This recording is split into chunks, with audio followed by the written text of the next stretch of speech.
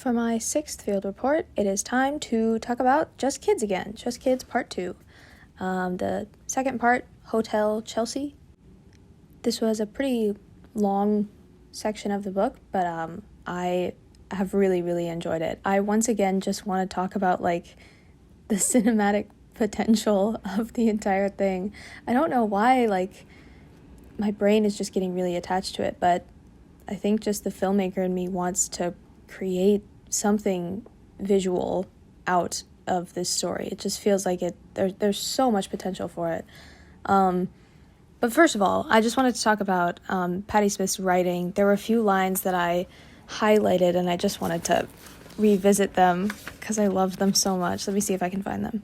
Or I guess before I get into the specific lines, I just wanted to say that I can't remember if I talked about this in the first Just Kids field report, but Patti Smith is just so incredible at remembering details. I can't believe how much she remembers about her own life and the way that she just describes people. Let me bring up a line about someone that she wrote. I'll read this paragraph and then I'll tell you about the line that I really loved. Sandy didn't have a diverse wardrobe but was meticulous with her appearance. She had a few identical black dresses designed by Ossie Clark, the king of Kings Road.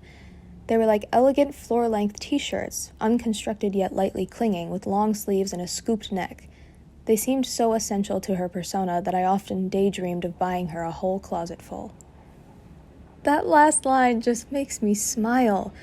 I just feel like Patti Smith, recognizes sort of subconscious thoughts that you might have that just everyone has in their day-to-day lives, mostly about other people.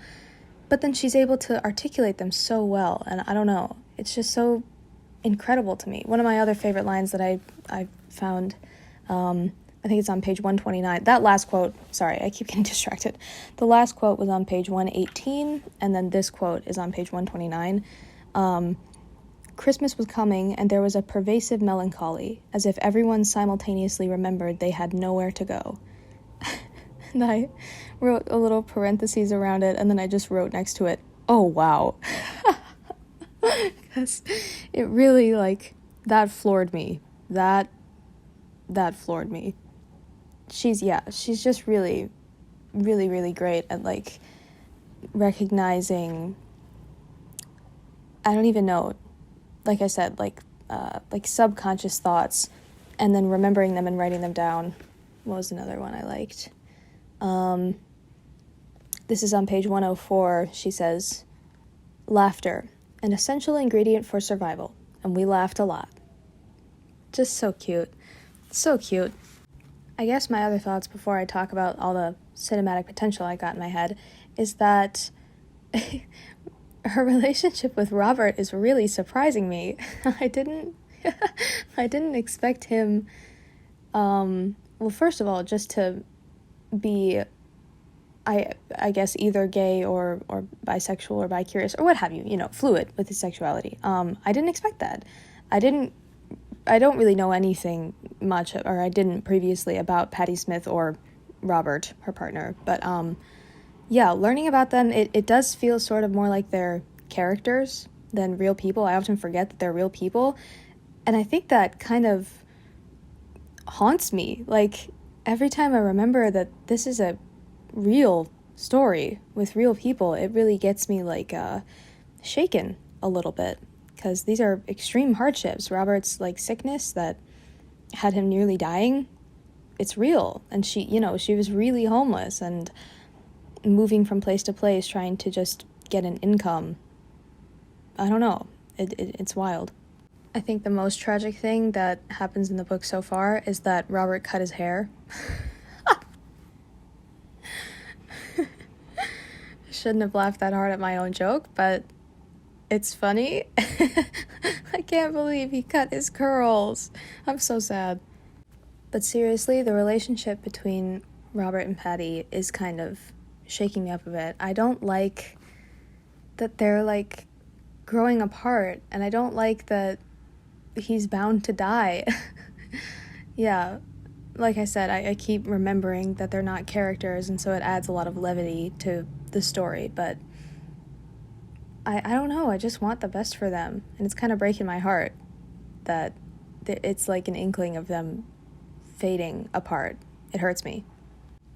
Anyway, cinematically, I have 2 references. I feel like I always just reference the most like out of pocket shit. Like there's no real connection to these things, but in my brain it's like, yes. Anyway, there are 2 like cinematic connections that I made in my brain. I think the story reminds me a lot of the film About Time.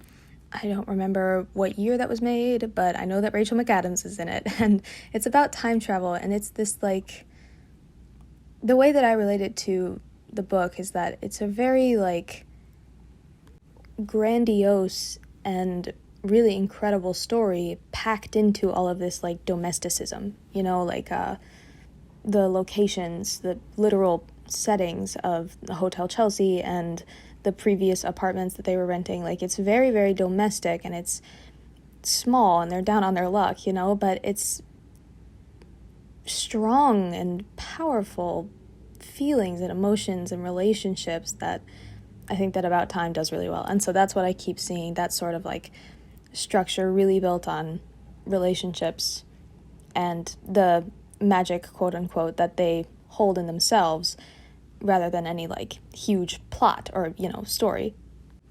And the other cinematic reference in my brain is Spanglish. Spanglish 2008, directed by James L. Brooks, starring Adam Sandler and Paz Vega, I think. It's one of my favorite movies ever. I think it's like in my top 3, and I'm not even kidding about that. If you see it like from the outside, you'll think it's an Adam Sandler like rom-com. It's not. It's much better. He's really not the main character. Anyway, I'm gonna get rambling about Spanglish. The reason that I was thinking of it in my head is because Patty writes about food in a very, very delicious way. And I just think that a recurring theme, like, I feel like there's a whole subgenre of cinema just like about food, like culinary cinema is very nice, and Spanglish does that very well because one of the main characters is a chef, like a 5-star chef. And so there are like these scenes that really detail like the beauty of cooking and food, and I think Patty herself is just really in love with it. So every time she mentions like the grilled cheese on sourdough with tomato, I'm like, that sounds so good. Or every time she mentions like the coffee, the café con leche, so good, sounds delicious, and I would love to see it. I would love to make that film or show. I think it could work as a show as well. That would be, yeah, I feel like that would be much more fitting for the format. I feel like I rambled a little bit there for a second. I'm really loving the book. Yeah. Oh, right. The Pinterest boards, the Just Kids Pinterest board was already up, so I just kind of added some pins to it, but you can re-look at that if you like. Thank you for listening. Goodbye.